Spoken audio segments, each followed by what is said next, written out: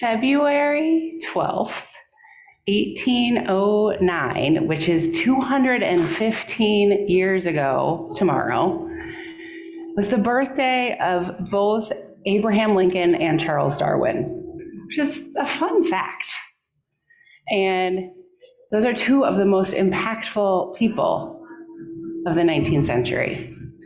And Abraham Lincoln gets at least some portion of President's Day, which our country will mark a week from tomorrow. But today, here at People's Church, we are marking the life and legacy of Charles Darwin. So happy birthday, Charles Darwin. Come let us gather, come let us worship together.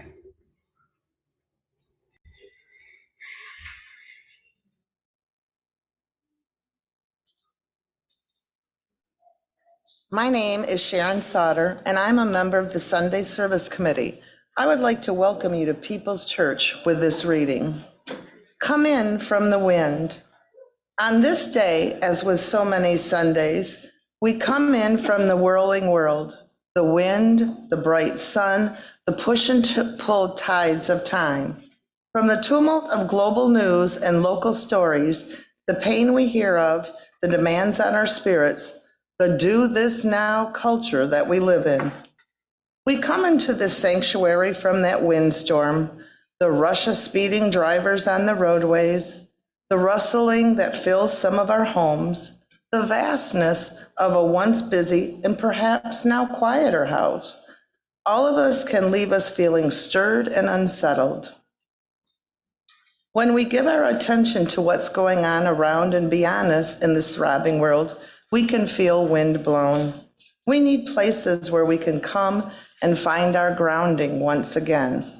Come in from the wind, come in from the whirl. May this be a place where we can experience genuine stillness, even just for a few moments. May this be a place that we can count on as we turn onto the driveway of People's Church, or as we turn on our computers and come seeking our congregational homepage. May we feel pulled into our restorative time of energetic peace. May this be a place of learning, of nourishment, a community that generates new zest in us for the dynamic beauty of this world. Come, let us worship together.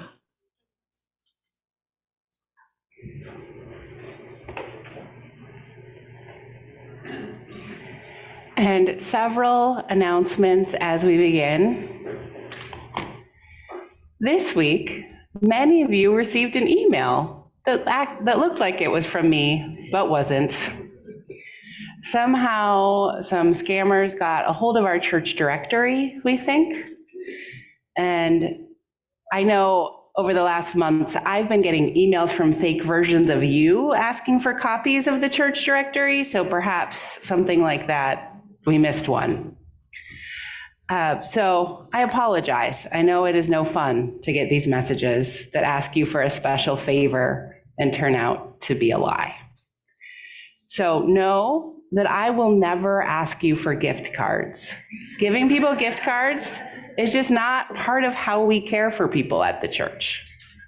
So any request for gift cards is a scam. If there's a communication that purports to be from me or from anyone in your life that seems a little off, it's good to check what the email address or text message is actually coming from. Is it the email that you know that person uses? Because they've been making up fake emails that are similar to mine, but not the same. Also, know that my grammar and usage is generally pretty good. These emails tend to use some really traditional Christian language, which is not how we talk here. Know that I'm never going to send you an unsolicited Bible verse. You can solicit one from me if you want, but that's not how we do things here. And if you have a message and you're still confused about if it's real or not, reach out to me or whoever it purports to be from using a different form of communication, right? So use the email that you know that they've used with you before, or call them or text them or Facebook Messenger them or whatever other ways you have, and just say, is this real? So many of you said, is this real? If it is, I'm so happy to help, which was amazing. I felt like I should have come up with a project to send you all on this week instead, but I know that there's capacity, and that was a wonderful reminder in the midst of a really frustrating week. It makes me so angry that people are trying to use the relationship that you have with the church, the relationships that we've worked to strengthen, and get money out of that. It makes me so angry. But now I'm going to give you a legitimate invitation to spend money, because our church auction is ongoing. So if you're with us in person today, you can wander down the hallway out this side of the commons and back here. And there's some amazing items up for bid. You can also do an online bid through our church website, and the catalog of items is available there as well. So that we have 1 week left for bidding. The auction closes when the service starts next Sunday. And I made the mistake of walking down that hallway when I was hungry this week. So I encourage you to go and outbid me, because I actually don't need all of the things I put my name down for when I should have just had lunch instead. So go. Today our accompanist, Jennifer Drake, is not feeling well. So we're going to invite you all to sing a cappella on some of our songs, and we're making some adjustments. So don't follow the order of service too closely when it comes to music, and we'll announce the changes as we get there. And we have so many things happening after church today. So our Whole Lives comprehensive sexuality education class for our 5th and 6th graders continues, and our Inquirers series continues. So this is a class for newcomers or anyone interested in learning more about church history and church governance. We'll be gathering in room 8, which is just about directly behind me, past the kitchen. We'll gather there about 12:30. And one of the things that I find most inspiring about this church is its history. So come and learn stories, or if you've been here for a while, come and share some stories. And around 1 today, we'll have our LGBTQ plus and pronouns 101 training, which is led by Del Darnell, who's a staff person at Outfront Kalamazoo. And that's in room 19, which is the big room at the top of the stairs. And all adults are invited to either the Inquirers or the pronouns and LGBTQ plus training. Lunch will be served for everybody lingering out of the kitchen, which is directly behind me through that door. So if you're lingering for an event, please feed yourself and then go to the place where you need to be. And we also have childcare for children. I think that's all for now. I'm so glad you all are here. Let's all sing.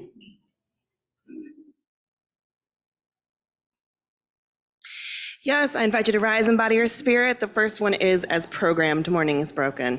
If you have harmony in your body, now's the time to let it out. Yeah. Morning has broken like the first morning. Blackbird has spoken like the first bird. Praise for the singing,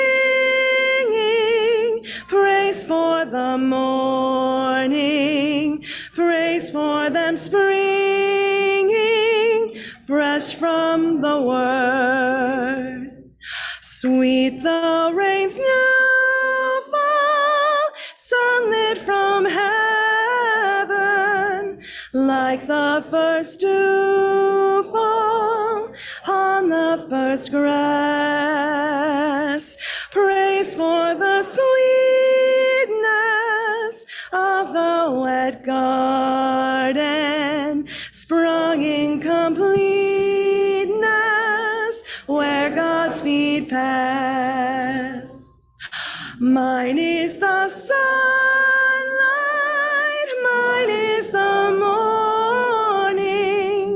born of the one light, Eden saw play. Praise with elation, praise every morning, God's recreation of the new day.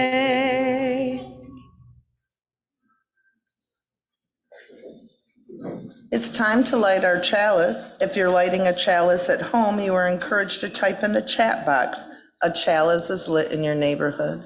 Before us, do you want to come up?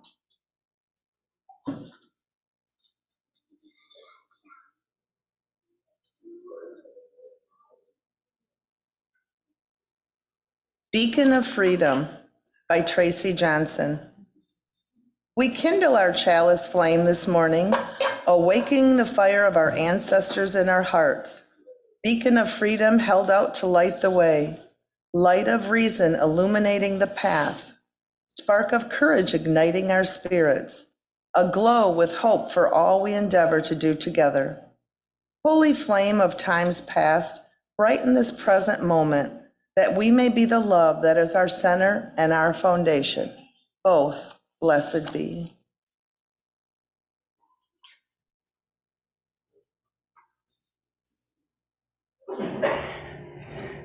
Today, we have chalices lit alongside our chalice at People's Church in South Portage, in Savannah, Georgia, in Mattawan, and in Edmonds, Washington. And in Parkview Hills. What a gift it is that we can be together in time and on Lane Boulevard, to give people more time to type things in. What a gift it is that we can be together in time, even when we can't be together in place. I now would like to invite our children forward for a story and a conversation.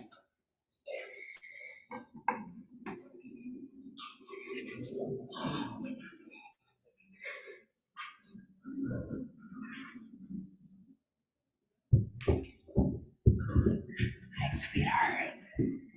Oh, I am so glad to see all of you here today.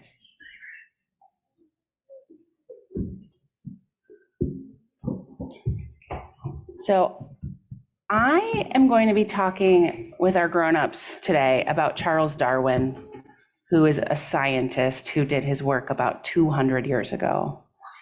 Do you know something about Charles Darwin? He's the first person who had the idea of evolution. Amazing. Yeah, do you know something?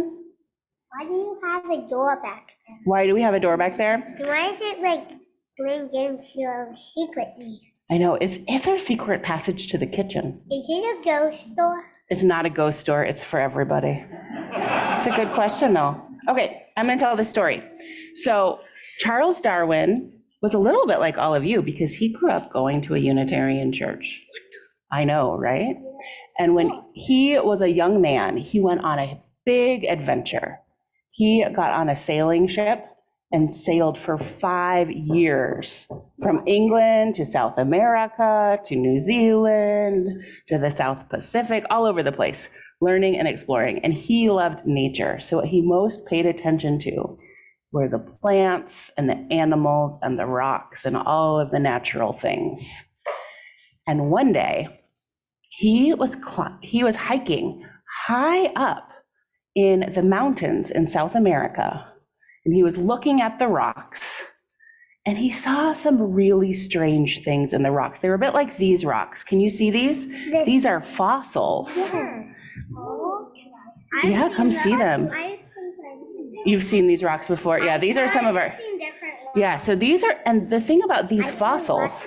I found fossils at my school because it has a root. Oh yeah, you saw fossils at your school too? Mm-hmm. And so what is special about these fossils and made Charles Darwin ask some questions is these are fossils from sea creatures. These ones are fossils from corals, and I don't know what exactly he saw. But he said, but we're high in the mountains. How did fossils from sea creatures end up high in the mountains? Does anyone have any idea how that could be? Oh, Catherine, what do you think? A long time ago, water was higher than it is right now. A long time ago, water was higher than it is right now? That is true. What do you think, Violet?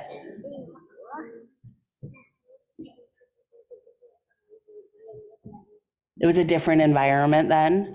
Yeah. Aurora, what do you think?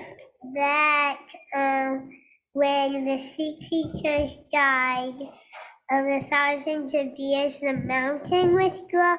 The earth plate started shifting with the shell creatures, and the mountain formed, even though once that was underwater.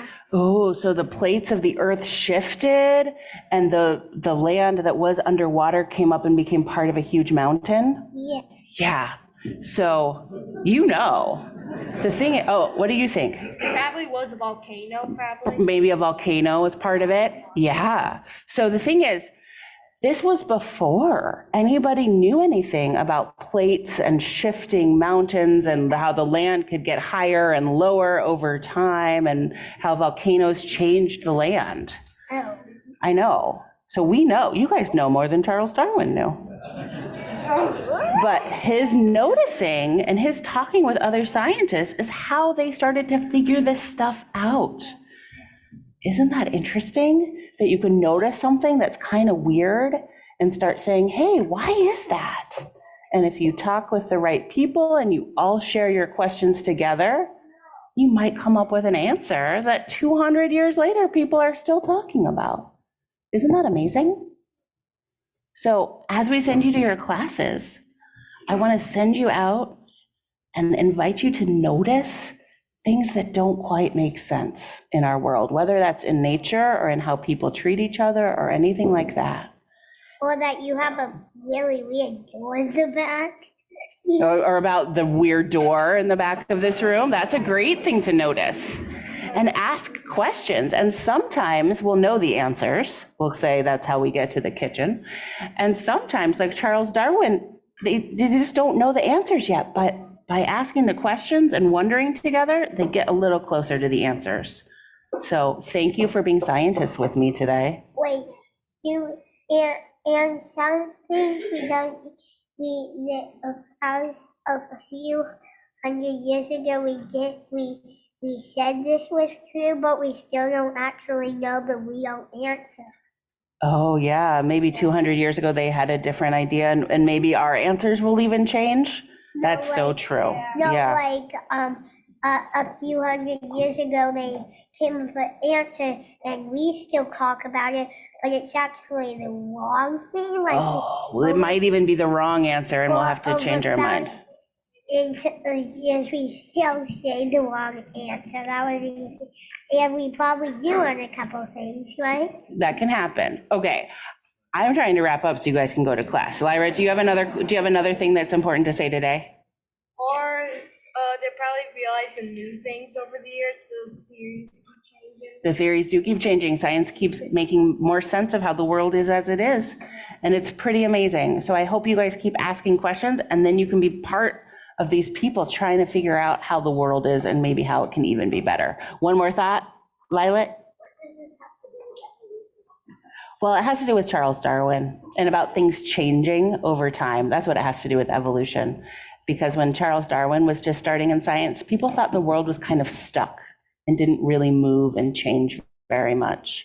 But we know that even the earth we stand on might move and change. Because it turns around in the circle. Okay. Feel that. We could be here for a long time, and I want you guys to get to class. I know, I love all these questions and all these comments and all of the ways you guys are making sense of the world. I would kind of just want to sit here the whole service and chat with you, but we're not going to do that this day. I know. One more thing. Okay. Go forth in peace in search of wisdom, with love to guide you on your way. And may the joy of life surround you wherever you may go. Go forth in peace in search of wisdom, with love to guide you on your way. And may the joy of life surround you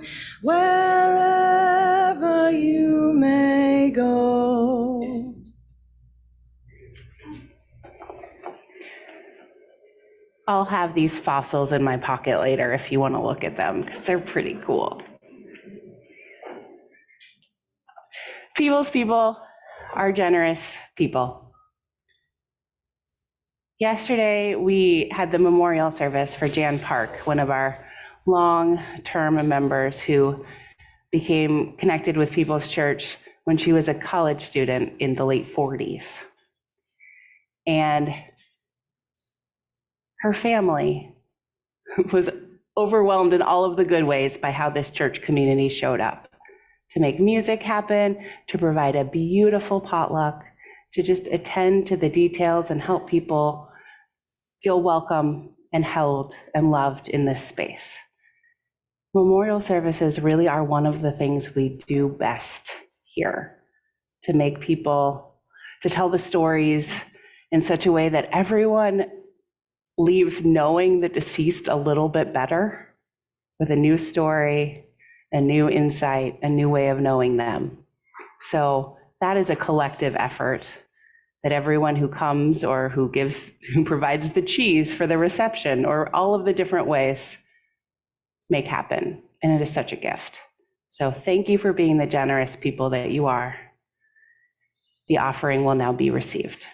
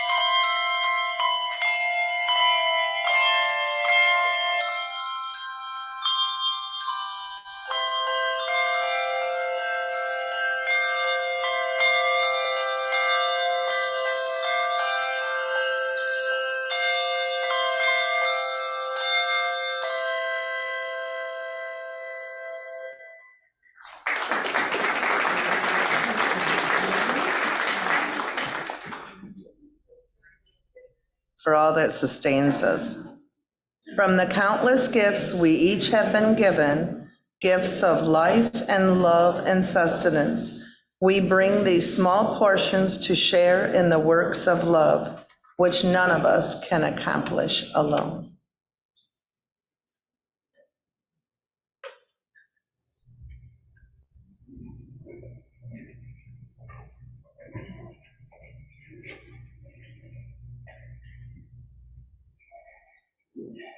This is a community that cares for one another in good times and hard times. One of the ways we do this is by taking time when we gather to lift up the joys and sorrows and milestones of our lives. So if you have something you wish to share, if you're with us on Zoom, I invite you to type it into the chat box. And if you're here in person, I invite you to come forward, place a stone in our bowl of water, speak into our microphone if you choose, introduce yourself, and speak as briefly as is feasible. Now I place a few more stones for the joys and the sorrows that we hold quietly in our hearts today, the joy and sorrow in our wider community. and our wider world.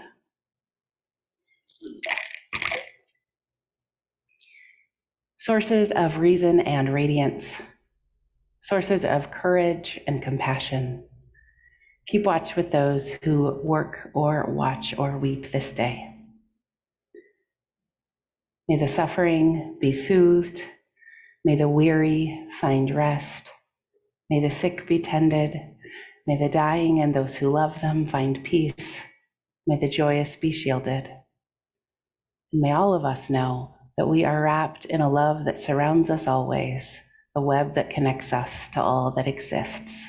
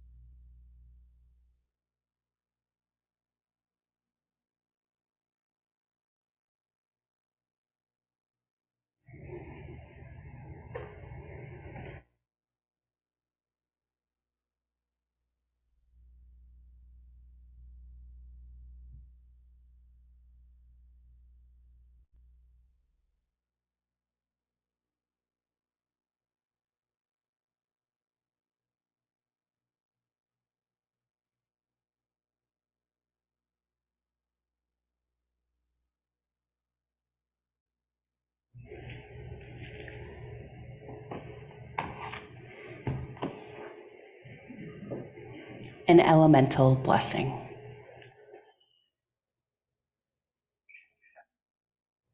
May your kindness abound like hydrogen, which fuels every star and is the most plentiful element in the universe.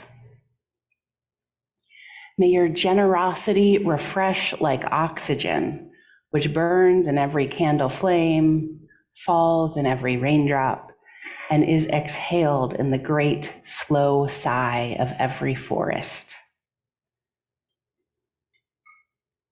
May your love endure like bismuth, which could radiate energy for 20 billion years and only be half depleted, but whose iridescent crystals are safe enough to hold.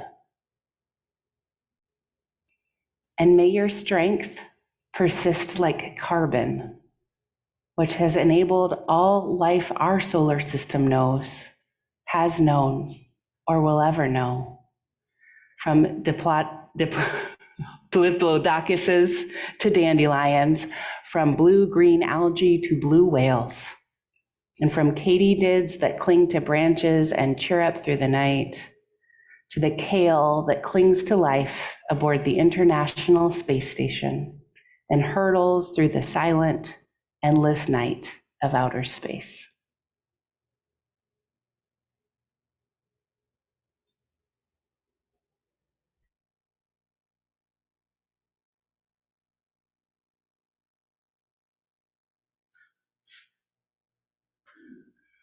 I invite you to join me in song from your seats. We'll sing meditation on breathing, and it starts with our first part, which is just breathe in, breathe out, breathe. When I breathe in, I'll breathe in peace. When I breathe out, I'll breathe out love. When I breathe in, I'll breathe in peace. When I breathe out, I'll breathe out love. Just you.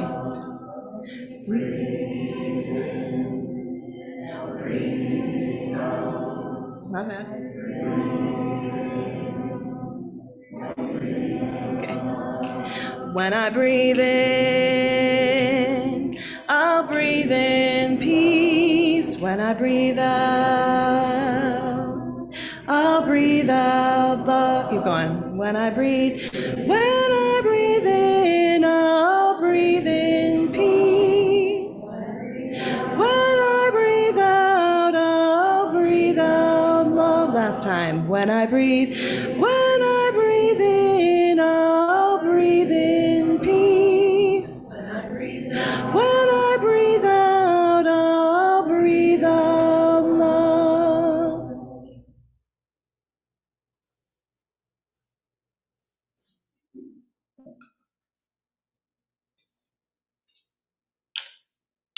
Out of the Stars by Robert Weston. Out of the stars in their flight, out of the dust of eternity, here have we come, stardust and sunlight, mingling through time and through space. Out of the stars have we come, up from time, out of the stars have we come. Time out of time, before time, in the vastness of space, Earth spun to orbit the sun. Earth with the thunder of mountains newborn, the boiling of seas. Earth warmed by sun, lit by sunlight. This is our home. Out of the stars have we come. Mystery hidden in mystery, back through all time. Mystery rising from rocks in the storm and the sea. Out of the stars, rising from rocks in the sea, kindled by sunlight on earth, arose life. Ponder this thing in your heart, ponder with awe. Out of the sea to the land, out of the shallows came ferns. Out of the sea to the land, up from darkness to light, rising to walk and to fly. Out of the sea trembled life. Ponder this thing in your heart, life up from sea, eyes to behold, throats to sing, mates to love. Life from the sea, warmed by the sun, washed by the rain. Life from within, giving birth, rose to love. This is the wonder of time. This is the marvel of space. Out of the stars swung the earth. Life upon earth rose to love. This is the marvel of life, rising to see and to know. Out of your heart, cry wonder, sing that we live.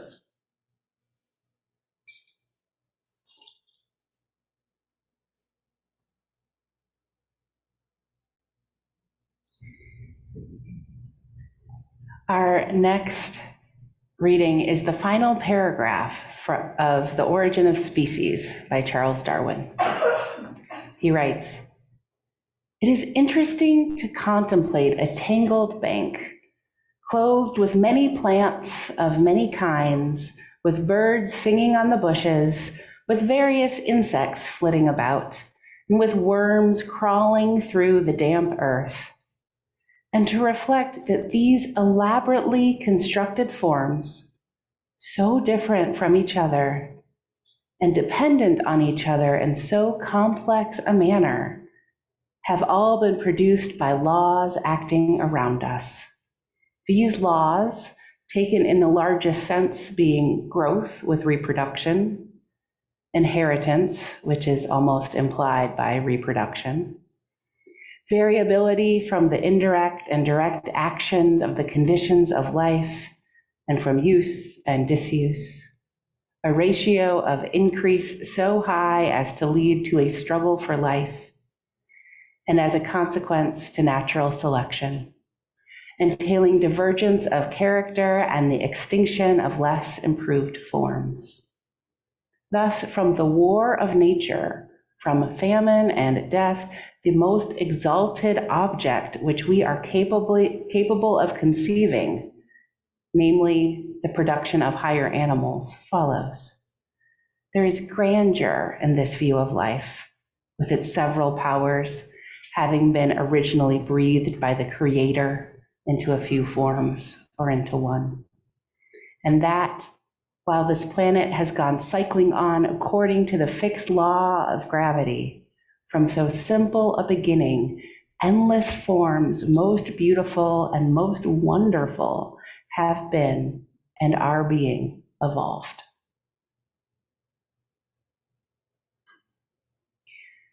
From Parable of the Sower by Octavia E. Butler. All that you touch, you change. All that you change changes you. The only lasting truth is change. God is change. And now, in a change from what is printed in your order of service, our bell choir is going to play.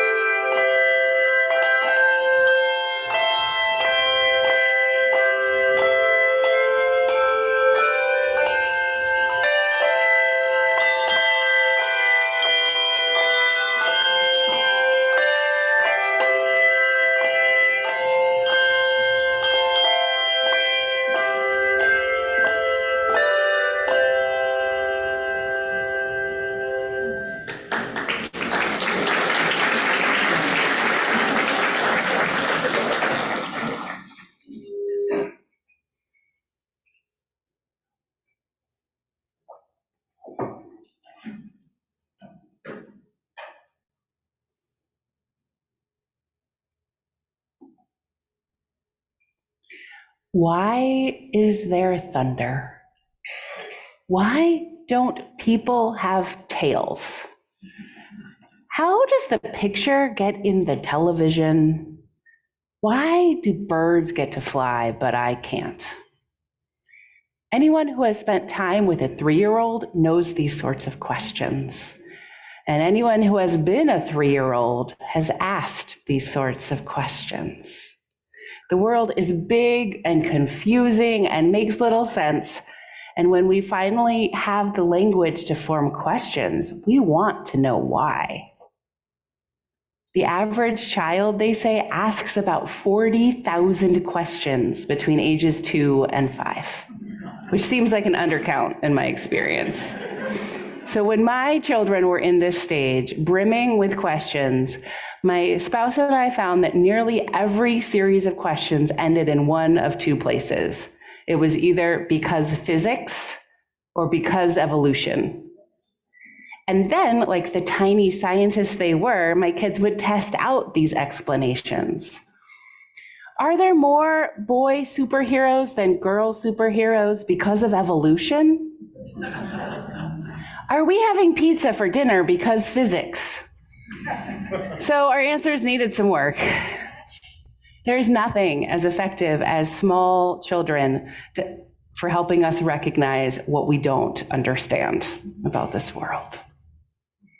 So today we are marking and celebrating Because Evolution, and how the theory of evolution helps us to explain and understand the world around us. What is the story behind this scientific truth? It begins with Charles Darwin. Charles Darwin was born 215 years ago tomorrow in England. And as Unitarian Universalists, we can make a loose claim to him. He had a Unitarian mother who exposed him to our faith, but he never practiced or claimed it as an adult. And others in this one Unitarian parent but no adult affiliation with our faith club, it's an important and amazing club. Other members include Mary Shelley, the author of Frankenstein, Barack Obama, Dave Chappelle, Mariah Carey. Just imagine if she was in our church choir. So Charles Darwin was always a nature lover. As a child, he spent as much time as he could outside, exploring, asking questions, trying to make sense of the world. And as he entered adulthood, his father wanted him to have a profession. He needed a way to make some money. So Darwin tried medical school, but it was too gross. This was the era when operations happened on patients without anesthesia, and he just could not do that. He studied for the ministry, but that was too boring. He just wanted to be outside, looking at birds and beetles. And when he was 22 years old, Darwin was invited to be the naturalist on the Beagle, an English sailing ship. And Darwin jumped at the chance. He spent 5 years on that ship, exploring Cape Verde, South America, the Galapagos Islands, South Pacific Islands, and New Zealand. He wrote down everything he saw and tried to collect as many specimens as he could. The captain of the ship got really mad at him for all the things he was trying to store on board. But he took some of those biological samples home and studied them for years and shared them with other scientists that he knew. He wrote 4 books about what he observed on that trip and edited several more by others. Shortly after his return, Charles Darwin married his cousin, Emma Wedgwood, heir to the Wedgwood porcelain and china fortune. And because of her family's money, he could not have to look for work anymore. He didn't have to work at all. So the family moved to a country estate, and Darwin devoted himself to his continued study of nature. He became the world's leading expert on barnacles, those shelled marine animals that cling to rocks and ships and other animals. We have a slide. Those little things on the mussels in that picture. He filled the family home with barnacle specimens, ancient and contemporary, from all over the world. He published 4 books on barnacles that barnacle scientists still refer to today. And once, when one of his children was visiting a friend's home, he looked around the house, puzzled, and said, "But where does your father keep his barnacles?" Because that's what dads did. They collected barnacles. We can take the slide down now. I'll stop talking about barnacles, but it's so interesting. Throughout his adult life, Charles Darwin quietly developed the theory that we now call evolution. It wasn't a word that he used. He called it descent with modification. Before modern understandings of genetics, he noticed how different species of similar animals had similar characteristics.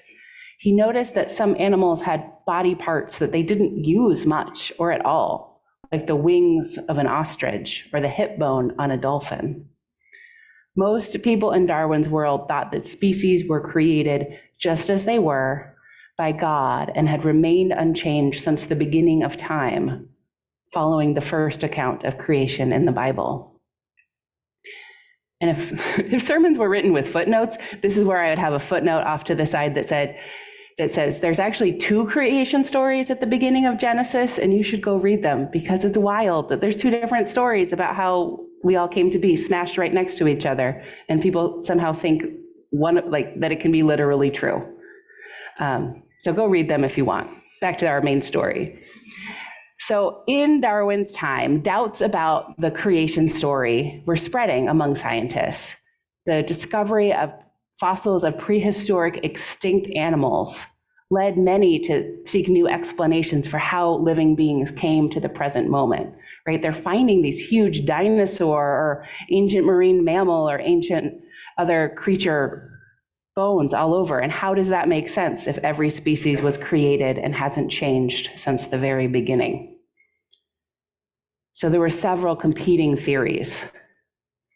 And Darwin thought about and wrote his theory of evolution for decades before publishing it. He was worried about the conflict and controversy he would create upon publication. He felt that describing his theory, that writing about it, felt like confessing a murder. He was gentle and shy and didn't want to be the center of attention. So 20 years passed between when he first developed his ideas about evolution to when he started seriously writing a book for publication about it. And what motivated him to finally publish was the fear that someone else would beat him to it and get the credit. So in 1858, Darwin received a letter from Alfred Russel Wallace, a naturalist who had been working in Indonesia. And Wallace had independently developed a theory similar to Darwin's and wrote to him asking for his feedback on it, unaware that Darwin had been working on this very similar idea. So Darwin rushed to publish his writing and then presented it alongside Wallace's paper to a scientific gathering. And he then rushed on the origin of species into print. And while Darwin made some effort to share credit with Alfred Russel Wallace, Wallace is largely forgotten outside of scientific history. Wallace has no bumper stickers with his name on them, as far as I can tell. He doesn't get to be inside that little fish. So evolution is the idea that we all come from a single ancestor, what scientists now call the last universal common ancestor, LUCA, or Luca. Current science suggests that Luca was some sort of microorganism, probably similar to a bacteria, that lived 4 billion years ago. And everything alive on our planet, every animal, every plant, every fungus, every bacteria shares that common ancestor. We are distant cousins with everything that is alive. And in the 4 billion years since Luca, small changes that add up to big changes have happened. There are random mutations within populations, and if those mutations helped individuals survive, the mutated individuals had more offspring, and their offspring had more offspring, which slowly shifted whole populations, led to formations of species. Geographical separations created new species, and over 4 billion years, small changes became big changes. That ancient microorganism became eagles and yeast and tulips and us. I find this really hard to wrap my mind around. It kind of feels like a miracle. And it's science. It's how the living world has come to be. Charles Darwin was right to expect controversy and conflict upon publishing his work. Arguments between the scientists and the creationists continue to this day, but it doesn't need to be this way. Religion and science are not separate teams. Science and religion do not require us to pick a side, cover ourselves in padding, put on a jersey, and run into each other while we try to score points for our team. Despite what fundamentalists on both sides might tell you, the relationship between religion and science is not sports. It's not like today's Super Bowl, a brutal and entertaining game with only one winner. that leaves members of both sides, both teams, banged up and bruised. Our Unitarian Universalist tradition does not ask us to pick between science or religion, pledge our allegiance to only one idea. In a world that so often asks for either or, that divides us into us and them, we are a tradition of both and have been practicing both and on this question since Darwin first published. The liberal Christian tradition, which is our lineage, which we evolved from, even if many of us do not consider ourselves Christian in this room today,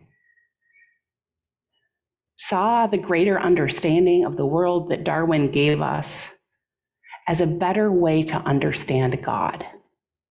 Henry Ward Beecher, a Congregationalist minister who was one of the most important American Christian leaders of the 19th century and was part of the liberal tradition that we practice here, said, "I regard evolution as being the discovery of the divine method in creation." So he saw understanding evolution as a path to better understand God and how God works in the world, not in opposition to God. He didn't have to choose between evolution and God. Evolution explains the workings of God. And many Christians have this understanding of God and science now. They don't pick a team. Both are true. Reverend Dr. Marion Shutter, who is a Universalist minister in Minnesota, preached 13 sermons in a row about evolution and named that a faith in which religion and science were both welcome is how we practice. He said, "Suppose one starts out with the belief in God as the power before all things and back of all things. Must one surrender that belief when standing in the presence of the revelations of modern science? On the contrary, as one's conception of the universe enlarges, one's ideas of God must become expanded and exalted." He continues, "We have not lost God. We are just beginning to find God. God is greater than we knew. God is nearer than we realized. God is better and wiser than we dreamed. We have not lost God. We have only lost an old idea of God's way of doing things. The God of evolution is inside of nature and not outside of it. When we consider that humanity is a part of nature, we must find God also in us." Shutter said that the more we know about science, the better and bigger our ideas about God become. Science helps us to understand the nearness of the divine and the interconnection of all. We shouldn't pick team religion or team science because following both makes our faith richer, makes our understanding of the world better. And of course, Dr. Shutter's approach isn't the only way to say both and to religion and science.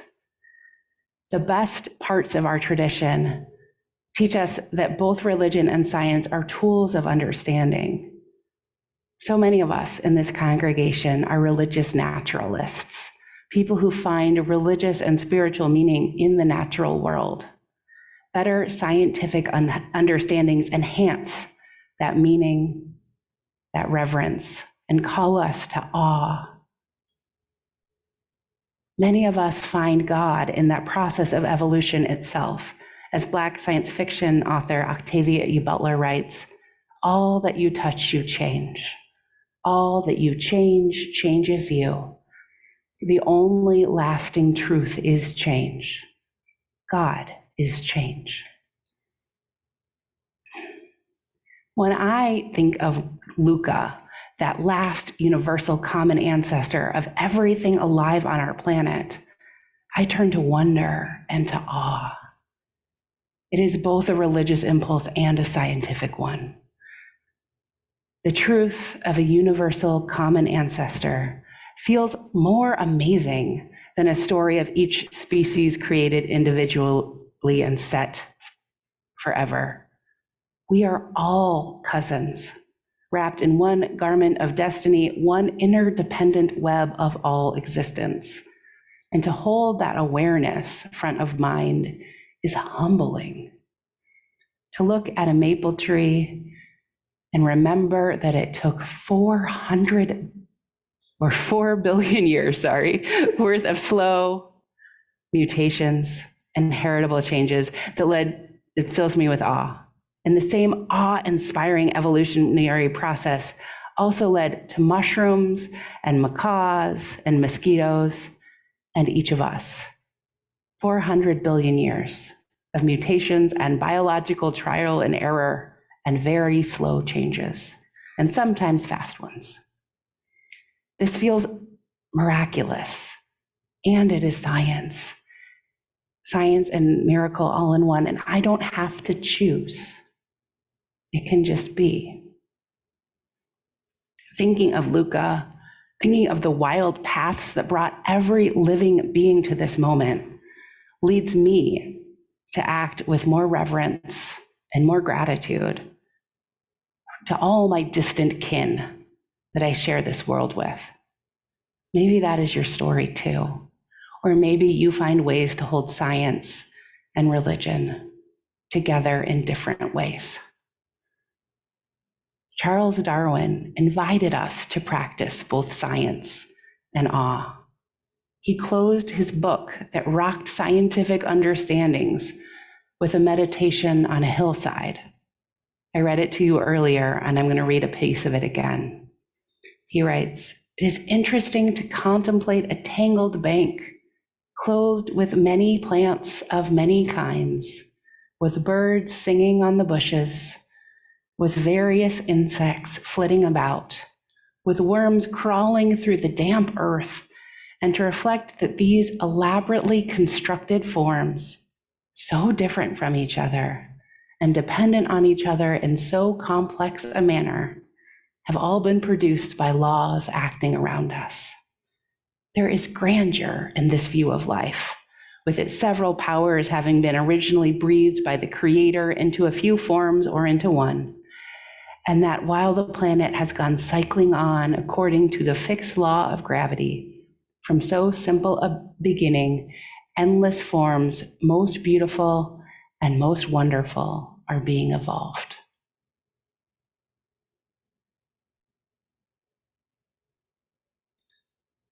Charles Darwin knew that religion and science can coexist and are both made better for it.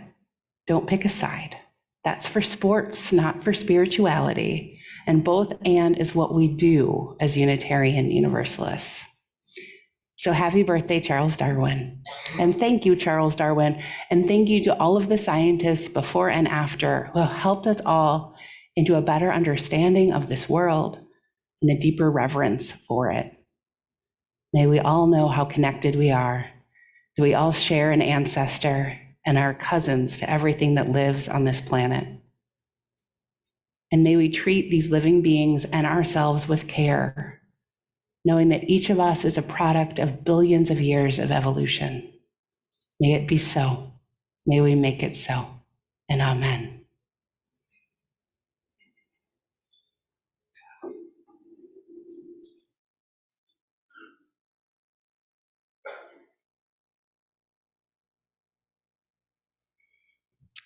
All right. I'd like you all to invite you all to rise in body or spirit one last time for our closing song.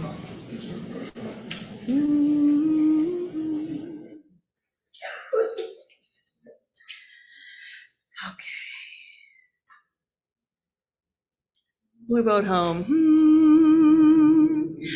Though below me I feel no motion, standing on these mountains and plains, far away from the rolling ocean, still my dry land heart can say, I've been sailing all my life now, never harbor or port have I known. The wide universe is the ocean I travel, and the earth is my blue boat home. Verse 2. and sun my sail and moon my rudder, as I ply the starry sea, leaning over the edge in wonder,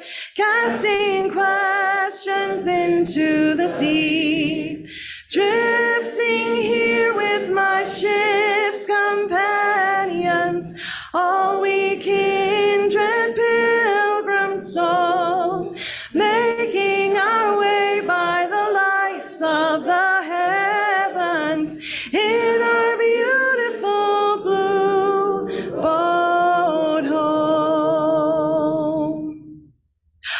I give thanks to the waves upholding me, hail the great wind surging me on, greet the infinite sea before me, sing the sky my sailor's song. I was born upon the fathoms, never harbor or port have I known. The wide universe is the ocean I travel, and the earth is my blue boat home. We might have a tag here. No, we don't. That's it. Thank you. There it is. Amazing. You sound amazing. What a beautiful song to sing today. A small fact check on myself. I said 400 billion a couple times in that sermon. I shouldn't have. It's 4 billion, which is miraculous enough. Those big numbers, right? That's not what you pay me for, my numbers. But isn't it amazing that 4 billion years ago, we can all trace our ancestry, our lineage, to one shared thing? Some tiny thing that they'll never be able to find in a fossil record because it is too small and had no bones or shells. But nonetheless, it makes us kin to everything that is alive on this planet. So let us go out with greater awe and greater reverence as we exist alongside our cousins on this blue boat home. Let us go in faith, peace, and go in love.